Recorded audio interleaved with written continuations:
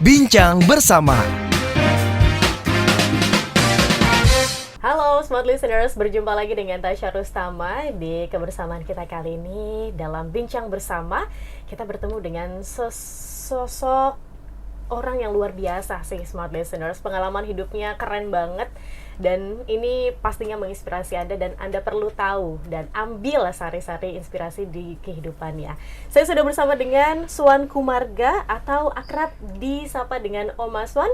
Beliau adalah founder Dapur Solo.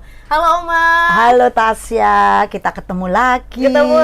Ya. Dan sekarang kita di podcast Bincang Bersama Oma, kita mau ngomongin profil seorang Oma yang luar biasa. Nanti Oma boleh ya berbagi bersama dengan kami. Pasti. Kira-kira apa sih gitu ya yang membentuk seorang Oma Swan sampai dengan sekarang ini? Mungkin Oma untuk mengawali, kira-kira waktu masih kecil, Oma boleh cerita dong awalnya dilahirkan di keluarga seperti apa, mama, papa seperti apa? Silakan Oma. Ya, Oma dilahirkan di Solo. Di kampung Lawean, yang terkenal batiknya. Nah, itu kota kelahiran Oma dan kampung kelahiran Oma. Orang tua Oma itu pedagang kelontong. Jadi buka toko kecil, jualannya gula, teh, terus rokok, sabun begitu. Jadi Oma semasa kecil, dari Oma itu kelas 0 TK, umur 5-6, sudah lihat bagaimana gigihnya orang tua jualan, bangun jam 4 pagi, jam 5, terus nata nanti dagangannya pada saat jam 7, jam 8 pagi, banyak orang, kebetulan depan rumah Oma tuh pasar, pasar tradisional, jadi pada belanja. Nah itu Oma yang saya lihat bagaimana kegigihan orang tua. Nah Oma juga disuruh bantuin. Kalau pulang sekolah Oma harus bantuin orang tua. Walaupun nanti ngisiin gula sekiloan atau nata sabun, itu Oma harus bantu.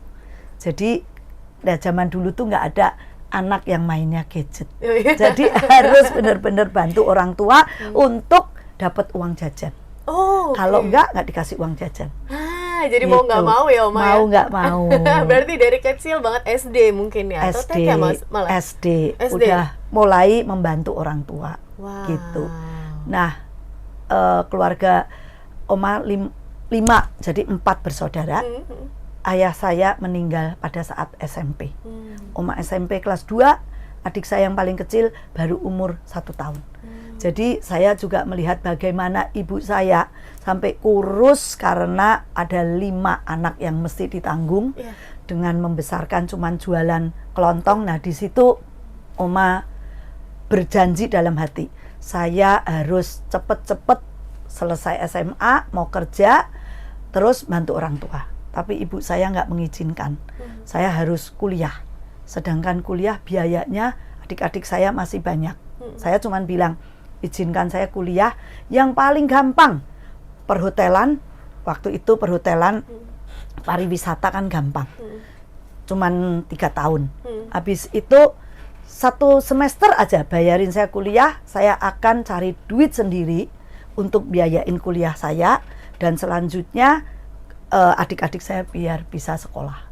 Jadi di situ tuh Oma udah, saya ngelihat ibu saya nggak tega, gimana perjuangannya membesarkan 5 anak, cuman jualan toko, jam 4 bangun sampai jam 9, jam 10 baru tidur. Nah itu Oma pengen bantu waktu itu, apa ya yang saya bisa lakukan. Nah tapi ya Oma cerita pada saat SMP pun Oma sudah harus jualan. Jadi saya mulai punya ide, bikin telur asin. Itu SMP. Jadi SMP saya udah mulai buat telur asin, caranya gimana? Saya diajarin sama kakek saya. Telur asin mesti begini. Jadi pulang sekolah saya harus gosokin telur untuk dicuci, terus direndam dengan air garam, dan kalau udah mateng saya harus keliling ngedarin telur asin ke kampung-kampung. SMP kelas 2, kelas 3. SMA sampai SMA tuh 3 tahun saya belajar. Jadi saya juga cari duit mulai SMP.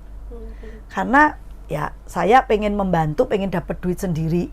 Terus kayaknya saya bisa taruh telur itu di toko ibu saya. Nah, itu idenya dari.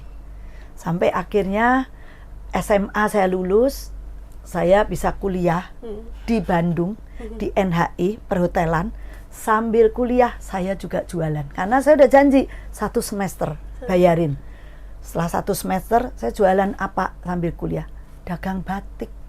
Karena di Kari Kampung batik, saya bisa minta batik yang nggak punya modal, nggak usah modal. Pinjem dulu modalnya. Karena ada jaminan orang tua saya, tetangga. Jadi saya datengin satu pengusaha batik, boleh nggak saya jualin batikmu ke Bandung? Oh boleh, tapi ngutang ya. Nanti kalau saya nggak bayar, ada ibu saya yang bayarin. Itu ya karena nggak punya modal. Ya silahkan, nggak apa-apa. Nah di situ dikirim batiknya ke Bandung. Saya kuliah dari Senin sampai Jumat. Sabtu Minggu libur. Saya buat jualan.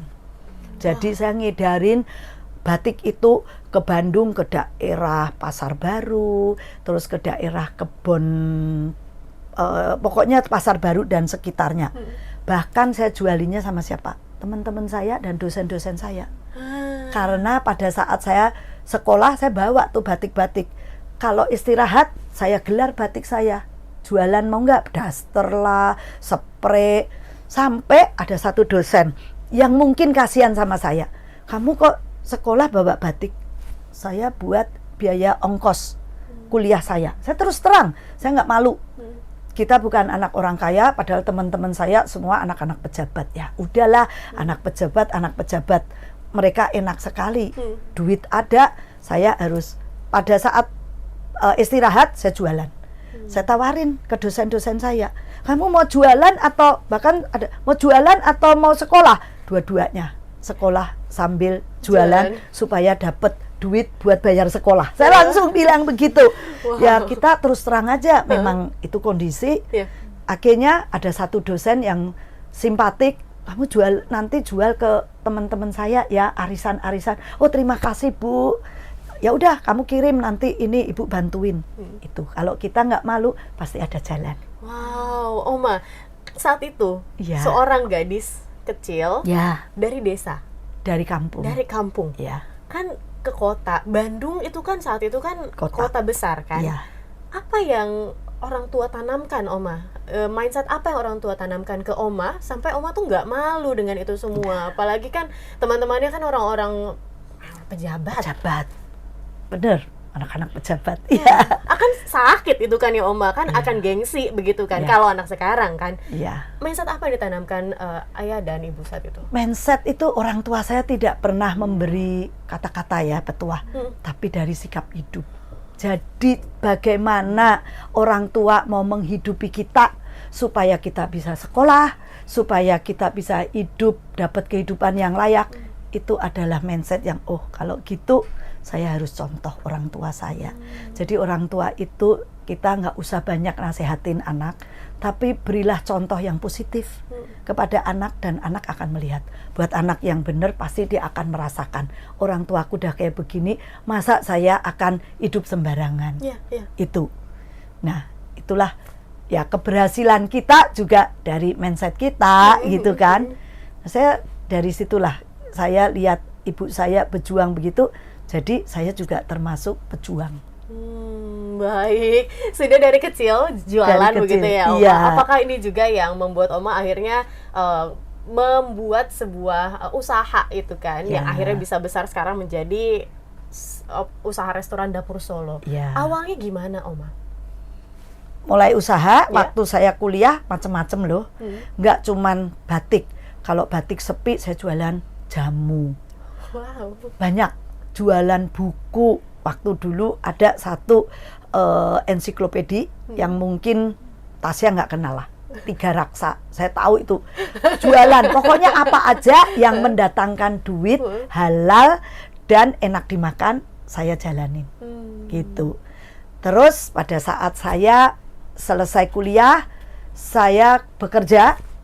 Saya kerjanya kebetulan kuliah saya pariwisata perhotelan tapi melenceng. Saya harus jadi medical representative. jadi beda sekali. Waktu itu masih ini, ya udah karena dapat pekerjaannya itu, dapat duitnya di situ, ya kita jalanin. Cukup setahun 2 tahun. Kemudian saya menikah. Dari menikah itu setahun kemudian saya harus mulai usaha dari jualan rujak. Nah itu awalnya cikal bakalnya begitu. Jadi proses Oma tuh dari SMP, SD, SMP sampai kuliah sampai menikah ya cukup bervariasi. Semua dicoba. Semua dicoba. Tapi begitu saya menemukan pada saat kita sudah menikah, saya harus serius di satu. Waktu itu usia saya udah 25, saya nggak bisa main-main. Satu yang harus kita tekunin, ya itu ditekunin. Sampai berhasil sekarang Dapur Solo hampir boleh dibilang 50 cabang. Wow. Tapi kepikiran nggak sih Oma saat itu waktu masih kecil ya, atau ketika banyak bisnis yang Oma jalani, saya mau jadi pebisnis nih, atau seperti apa? Atau Oma punya cita-cita sendiri? Pastinya waktu kecil ya cita-cita saya kepengen hidup enak ya. Kepengen punya uang, pasti karena ibu saya dalam kondisi yang istilahnya bukan nggak bisa sekolah, nggak bisa makan, nggak. Tapi pas-pasan. Jadi Oma nggak mau hidup pas-pasan. Di situ saya tanemin, saya kalau nanti dewasa, saya nggak mau pas-pasan. Saya harus punya kelebihan. Tapi kelebihannya seberapa, ya saya waktu itu nggak nargetin mau jadi orang kaya atau gimana. Nggak kepikir. Yang penting saya kelebihan aja. Bukan hidup pas-pasan. Itu target saya.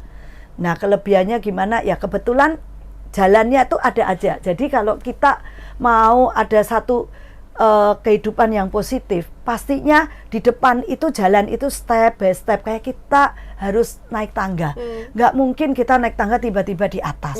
Dari satu tangga, kedua tangga, ketiga, akhirnya tiba-tiba kita udah di atas. Nah itu yang Oma rasakan begitu. Prosesnya itu kita jalanin, tiba-tiba saya kok sudah punya restoran. Apa kepikir dulu saya punya restoran? Enggak. Cuman ulekan bisa jadi restoran. Enggak kepikir. Tapi prosesnya ada 3 dekade buat Oma. Dekade, kalau sekarang mungkin anak-anak lebih singkat ya. Karena hidup itu serba instan, serba ya. Kalau dulu Oma 10 tahun. Dekade umur 25 Oma mulai start kerja, sampai 35 itu masa benar-benar perintisan. Oma susah payah itu di 10 tahun. Kemudian 10 tahun kedua di usia umur Oma 45 sampai 55 itu Oma udah boleh dibilang hasilnya tuh ada, restorannya udah mulai berkembang. Dari 1 restoran ke 2 restoran itu di dekade kedua. Dekade ketiga umur 55 sampai 65 itu dekade yang Oma bilang itu mantap. Jadi dekade yang restorannya udah banyak, prosesnya harus dimantepin, punya central kitchen, punya manajemen. Nah, sampai 65. 55, 65 Oma pensiun. Karena udah menikmati aja hasilnya ya, tapi Oma. Ternyata otak ini nggak bisa pensiun. Oma tetap mikir karena biasa mikir. Pensiun itu ternyata cita-cita Oma, pensiun Oma mau nganggur. Ternyata nggak bisa. Nggak bisa. Jadi buat orang-orang tua nih, jangan ada kata pensiun selama kita masih bernafas. Maksudnya dikurangi fisik. Secara pekerjaan fisik iya, karena Oma juga nggak bisa berdiri sampai kayak dulu 12 jam, nggak mungkin kuat lagi. Tapi otak ini masih kuat untuk mikir 12 jam. Jadi apa yang sekarang kita lakukan, mulai ngerekrut anak-anak muda yang siapa nih yang mau berguru sama Oma, ayo. Nah itu peluang-peluang yang kita nggak sangka gitu.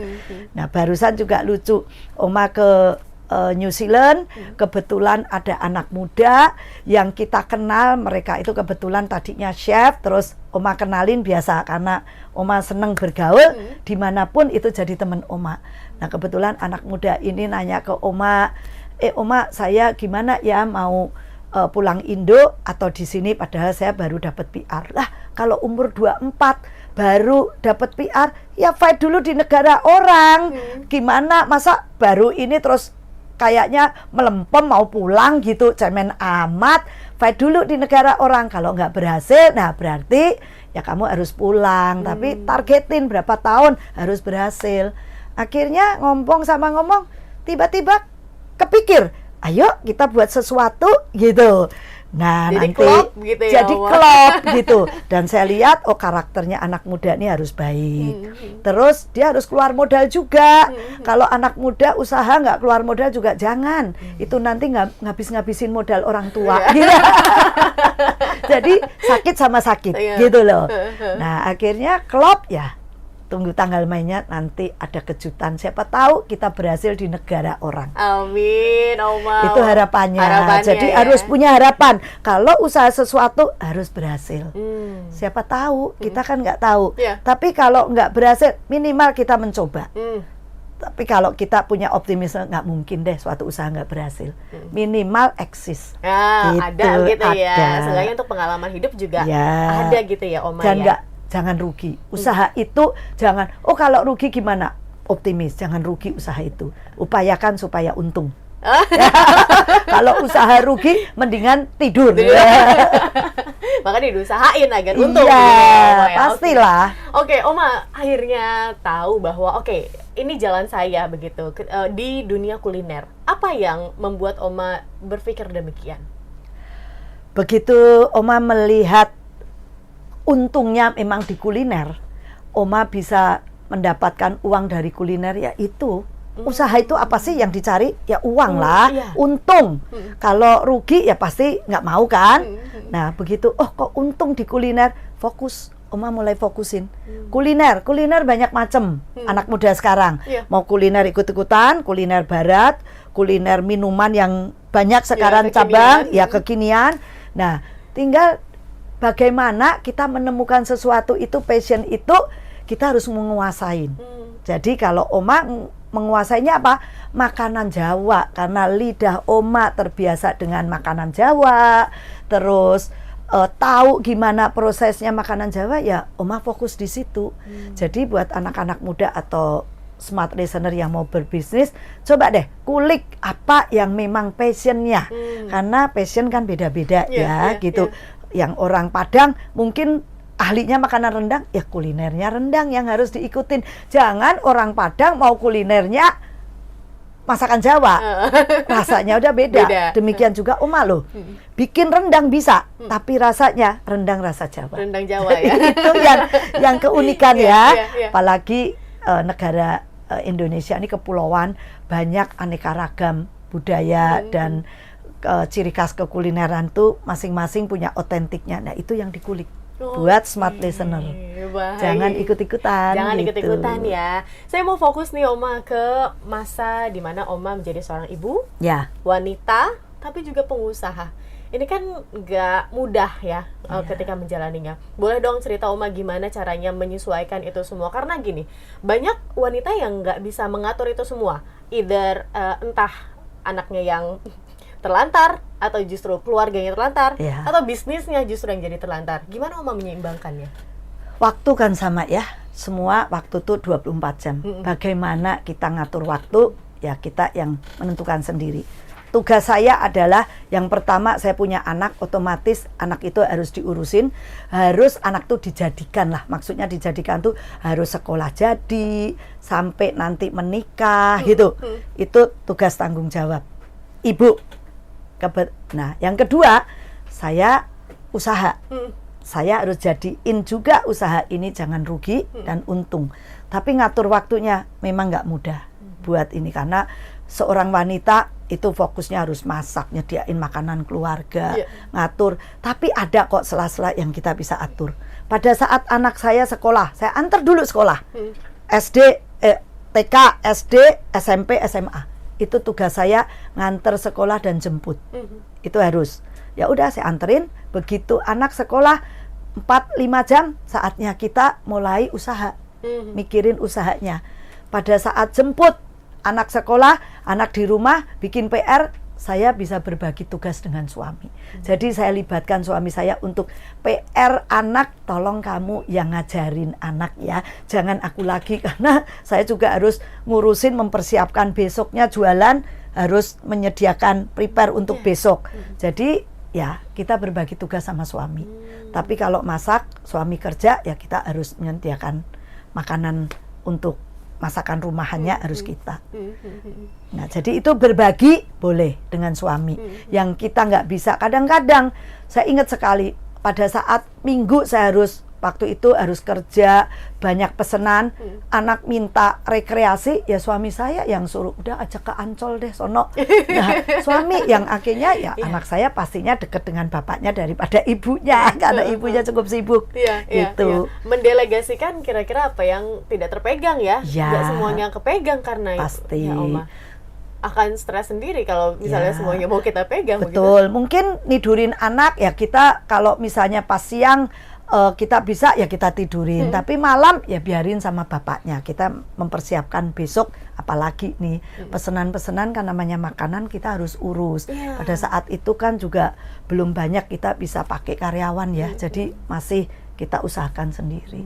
Oke. Kalau untuk Oma sendiri, ada nggak sih momen yang memorable, yang membahagiakan dan masih teringat sampai sekarang? Itu di momen apa, Oma? Waktu saya mulai usaha yang benar-benar saya ngontel, itu momen yang saya benar-benar nggak kepikir gitu. Saya tiap sore keliling, bahkan ada orang yang enggak, kayaknya responnya tuh reject gitu. Kadang-kadang pengen nangis gitu. Kok saya ya istilahnya waktu dulu Oma muda tuh kan ya masih muda, boleh dibilang kita masih istilahnya tuh ini terus ditolak kayaknya. Orang mau jualan bener ditolak, itu momen yang buat kita sakit, tuh sakit, tapi saya itu jadi penyemangat loh. Saya harus berhasil gitu. Jadi ada momen-momen kemudian momen untuk ngajarin anak saya supaya mencontoh bagaimana kegigihan orang tua, karena saya juga mencontoh ibu saya, kegigihan ibu saya untuk membesarkan saya. Bahkan saya sekarang berhasil. Anak saya pun juga sekarang mencontoh saya. Walaupun dia tinggal di luar negeri, anak saya bisa berbisnis, termasuk juga kue-kue tradisional. Jadi sama, mungkin brandnya apa boleh disebut? Silakan, Oma. Brandnya Iki Kue. Jadi saya kasih ide, nih ada peluang nih untuk makanan tradisional, snack-snack Indonesia. Coba kamu kembangin. Akhirnya anak saya juga oke, mau.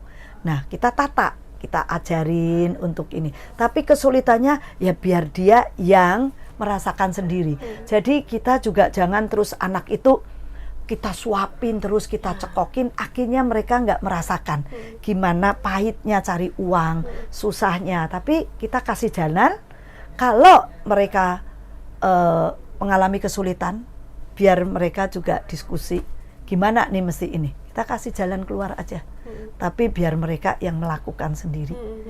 Karena dengan dia bisa berpikir, melakukan sendiri, itu menghasilkan sesuatu yang kalau dicekokin kan enak nantinya. Iya. Ini itu juga yang menjaga keberlanjutan ya Oma ya. Karena kan kadang-kadang orang tuanya sudah berhasil, ya anaknya udah tinggal menikmati aja, begitu kan. Namanya menikmati kan ya nanti akan habis ya Oma. Banyak kan, generasi pertama kita generasi yang benar-benar memupuk sampai menghasilkan, generasi kedua yang menghabiskan, itu banyak sekali. Karena orang tua juga saking sayangnya sama anak, mereka memanjakan anak. Jangan sampai susah kayak kita. Biasanya begitu orang tua itu pasti. Udah yang susah biar mama papa aja, biar orang tua, tapi itu nggak mendidik. Biarin juga anak diajarin susah. Bahkan cucu saya aja sekarang ini SD, saya latih dia untuk coba berpikir, coba jualan sama yang temen-temennya. Kadang-kadang kita kasih pancingan aja, nih ada mainan, saya beliin, kalau saya datang ke cucu saya, nih oleh-oleh mainan, banyak, terus kamu apain ini? Jual tuh ke teman-teman kamu, yang istilahnya tuh jual cuman $1 atau $2, 10.000 atau ini, tapi mereka punya ide. Itu penting, memberi satu ide supaya anak itu mengembangkan ide gitu. Dan ternyata saya lihat, wah ini bakatnya kayaknya di dagang. Kadang orang punya bakat, ada yang di ilmuwan, profesional, ada yang memang pengusaha, jadi lain-lain. Jadi tinggal kita arahkan aja. Oke, berikan gitu. Kailnya ya Oma. Kailnya. Karena orang tua Oma juga berdasarkan yang tadi kita dengar gitu ceritanya, nggak memberikan apa ya, langsung makanannya, tapi kailnya lewat bagaimana cara mereka berusaha, begitu kan. Ini juga yang Oma contoh. Ya, jadi jangan anak itu dimanja, tapi berikan dia usaha untuk dia tuh juga merasakan sulitnya orang tua. Oke, baik. Karena itu dia akan ngerasain gitu. Oke, baik. Tadi momen memorable. Sekarang ada nggak sih Oma namanya perjalanan 30 tahun lebih begitu kan nggak mudah. Ada nggak momen Oma tuh pengen udahlah nyerah aja deh saya, kayaknya sulit banget ini untuk menjalani ini, ada nggak momen? Nggak pernah ada di Oma untuk menyerah, enggak. Oma itu benar-benar wanita pantang menyerah karena dari terpaan kehidupan yang sulit akhirnya semua juga bisa diatasi step by step. Jadi ya kalau kita menyerah ya Oma akan ya udah terpuruk, tapi kalau tidak menyerah pasti kita ada jalan. Karena di mana ada kemauan, di situ ada jalan. Tapi ketika Oma ada di titik terendah, gimana caranya Oma untuk bisa bangkit lagi? Mindset apa yang Oma miliki? Titik terendah, perasaan Oma jarang. Karena Oma selalu optimis. Saya nggak mau di titik terendah. Dan itu nggak ada kamus di titik terendah saya. Kalaupun saya ngerasa misalnya, kok nggak laku, sebentar aja. Kalau kita ada kemauan, ada keinginan untuk maju, pasti ada kok jalannya. Kenapa kita masih harus, terendah, saya nggak bisa apa-apa? Enggak. Selama kita dikasih tangan dua, mulut yang bisa untuk berbicara, tangan yang untuk bekerja, kaki yang bisa jalan, nggak akan ada kata kita terendah. Usahakan dengan apa yang ada kita, pasti ada jalan. Buat Oma begitu. Jadi kalau orang yang titik terendah itu orang yang malas, dan orang malas ya sudah, hidup pilihan, mau sukses atau mau berhasil, pilihan ada di kita. Oke, wow, seru banget ini. Tapi aku penasaran deh Oma, me time-nya seorang Oma Swan tuh apa sih? Me time-nya kerja. Me time-nya aja kerja. Me time-nya aja kerja. Karena dari kecil kita udah terbiasa kerja. Jadi kalau me time apa yang paling bikin Oma tuh kayaknya hidup gitu. Kalau ada pekerjaan, kalau ada mikir gitu. Tapi kalau santai ya pasti adalah Tadi saya kesini aja, saya masih nyetir sendiri. Disetirin sama cucu saya anak muda, Oma setir. Enggak, saya menikmati kok gitu. Jadi me time-nya tuh harus melakukan kegiatan sesuatu, itu me time buat saya. Sebentar lah kalau mau dengerin musik atau nonton film, ya itu bolehlah, itu me time. Jalan-jalan itu me time. Gitu. Wow, bisa dicontoh ya soal listeners. Gimana nih tapi mindset-nya untuk bikin pekerjaan itu jadi me time. Karena kadang-kadang beban begitu kan ya Oma, orang stres atau gimana, apalagi sekarang nih di Jakarta atau Indonesia sendiri tingkat stres anak muda sendiri tuh tinggi kan. Mungkin apa salah di mindsetnya kah atau salah di mananya sih? Karena mindsetnya maunya instan, maunya punya duit cepat, padahal nggak ada duit cepat itu datang. Harus dipikirin, diusahakan, baru duit akan datang. Dan jangan mikirnya terlalu ketinggian, mau punya duit lagi, kita punya duit 10.000, maunya punya duit udah ratusan juta, jangan. 10.000 punya 100.000 gimana gitu loh. Itu aja, step by step, nanti akan datang sendiri, pada waktunya akan datang. Gitu. Baik, pertanyaan terakhir Oma. Ya. Harapan seorang Oma Swan sendiri begitu ya, secara personal untuk industri kuliner di tanah air. Apa, adakah yang masih menjadi harapan Oma sendiri? Ya, harapan kuliner Indonesia ya, untuk Oma begitu. Oma sering sekarang ini keliling ke mancanegara. Saya sampai begini, kok ini kuliner Indonesia ini padahal enak, beraneka ragam, tapi kenapa ya nggak bisa mendunia? Itu kayaknya masih Oma tuh kulik aja. Kenapa gitu? Pertama memang karena bumbu-bumbu kita itu unik. Ya. Banyak macam ragam bumbunya, terus prosesnya juga unik. Nah, itu kelihatannya ya cuman memang ini bukan kapasitas Oma sendiri ya, karena banyak Oma yang lihat kuliner Indonesia untuk di mancanegara itu nggak begitu terkenal. Lain sama kuliner kayak India, Korea, Jepang, Thailand. Karena kenapa? Itu supporting dari pemerintah. Pemerintah itu menyediakan sarana untuk bumbu-bumbu itu diangkut ke negara yang dimana tujuan itu dengan ya mungkin keringanan biaya atau ketersediaan bahannya itu selalu didukung oleh pemerintah. Sedangkan kita harapan Oma mudah-mudahan pemerintah dari Kemenkraf atau perdagangan akan mensupport ini. Pelakunya harus jangan orang yang nggak tahu bidangnya, istilahnya iseng-iseng, tapi melakukan. Itu nggak bisa juga. Harus punya mindset memang pengusaha gitu. Nah itu yang harus didukung. Tapi kalau orang cuman ibu rumah tangga iseng, bolehlah jualan online. Tapi kalau buka yang proper itu harus seorang pengusaha. Karena di situ butuh modal yang besar, terus biaya cost labornya aja udah tinggi di negara orang. Nah itu yang mikirin harus benar-benar tim, nggak bisa sendiri. Makanya kenapa nggak berhasil? Ya karena dukungan dari bahannya susah, kemudian government kita juga belum sepenuhnya tuh mendukung kuliner dengan promosinya begitu. Ya semoga lah nanti di era yang baru ini, pemerintahan yang baru ini ada ke situ dukungannya. Amin. Karena bakso atau nasi goreng, rendang, sate itu aja udah mendunia tapi belum ya. Belum. Padahal simple aja harusnya. Jangan kelewat banyak, 1 atau 2 macam tapi ciri khas Indonesia. Yang gampang gitu loh. Wah, Korea aja drama Koreanya ada bahas khusus makanan begitu kan ya.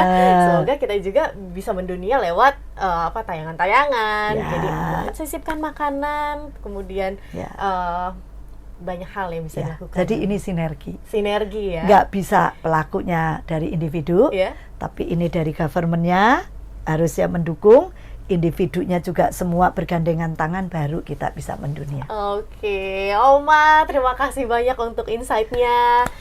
Aku personal belajar banyak dari seorang Oma Swan. Gak perlu seharian, smart listeners. Beberapa menit aja kita udah bisa ngambil begitu kan inspirasi dari Oma Swan. Semoga Anda juga ya, smart listeners, dimanapun Anda berada yang mendengarkan kesempatan podcast Bincang Bersama di kesempatan kali ini.